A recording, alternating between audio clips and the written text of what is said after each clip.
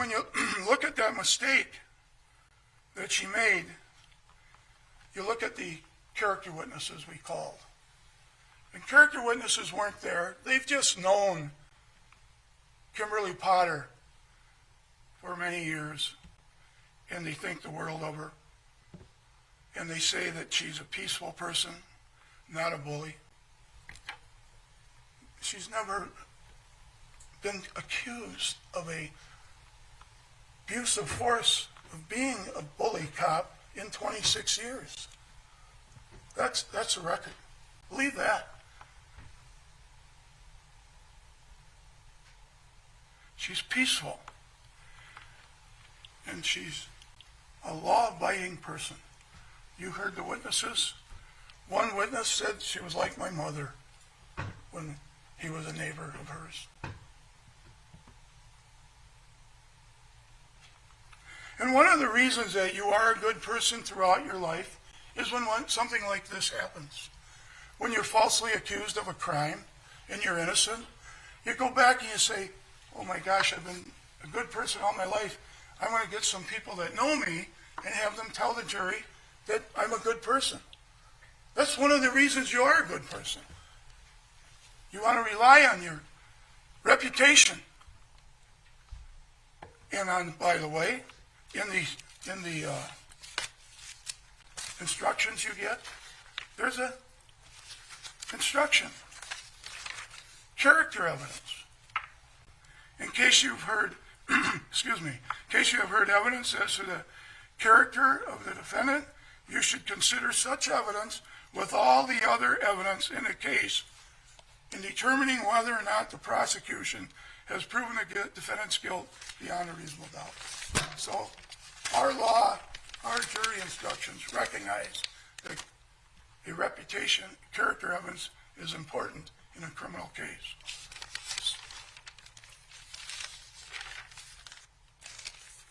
Finally, and I'm almost done,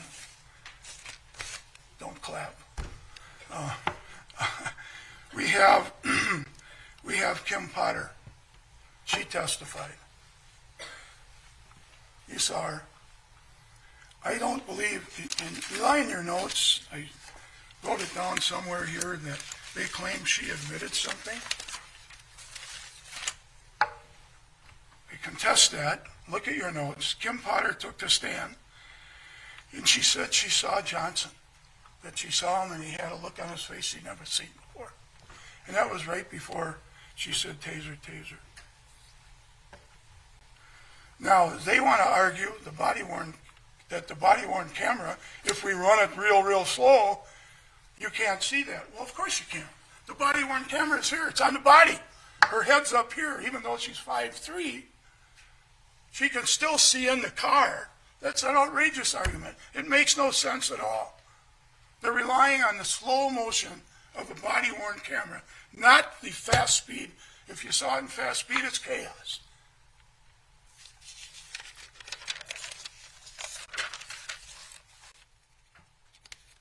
And then she tells you about why she became a police officer.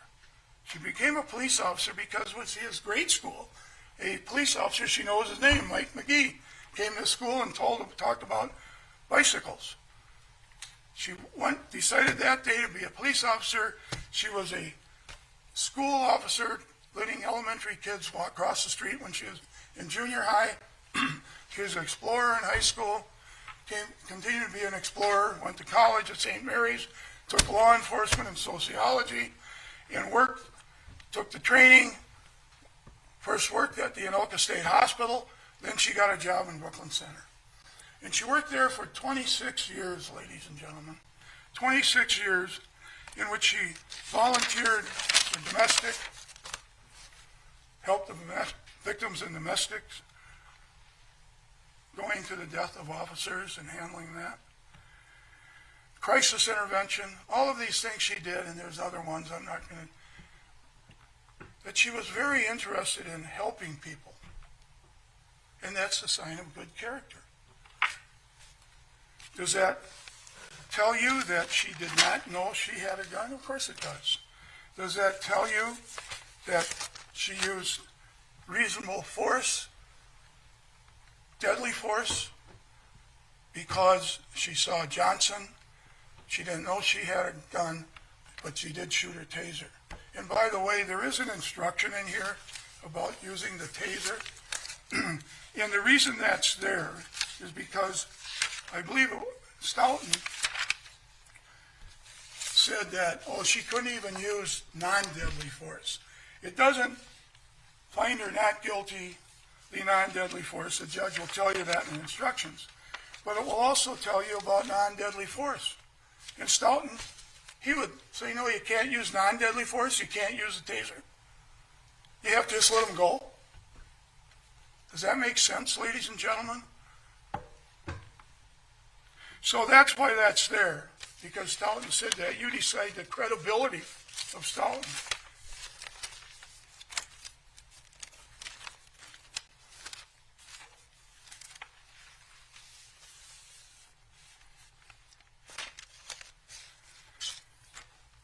That's it. I'm done, ladies and gentlemen.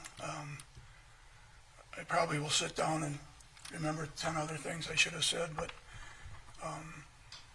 I'm finished. The Potter family thanks you for listening to this case. It's a very emotional case, but you have to look at the law and the evidence about, did she have a right to use deadly force? Of course she did, whether she knew it or not. All those officers said that. She didn't know she had a gun, so how could she consciously, recklessly handle one? And more, above all, in the first one, causation. Everything they were doing as good police officers until Daunte Wright took it upon himself to flee. He even left after he was shot, purposely.